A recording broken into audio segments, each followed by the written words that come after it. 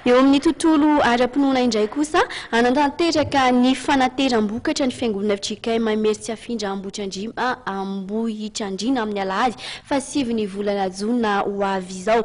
Ny vokatry ny tany sy ny vokatra avy amin'ireo mpino ary koa ny zanak'ampielezan'ny fiangonana moa araka izany no angonina mandritra io fotoana io ka ampahafantarina ireo izay ho tonga eny antoerana.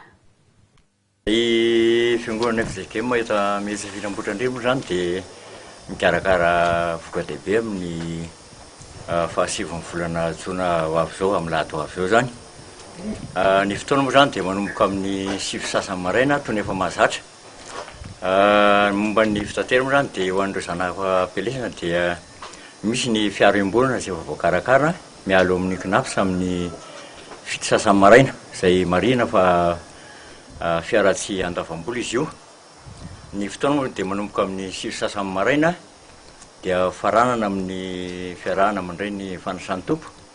Rehefa vita moa zany dia misy ny lavady-mbokatra izay vokatry ny tany avy aty ambanivohitra, ary farany dia misy ny fiarahan'ny sakafo nofokena amin'ny tapevana izay efa karakarainy ny fiangonana reniny toy izay efa mahazatra isa-taona fanao fiangonana.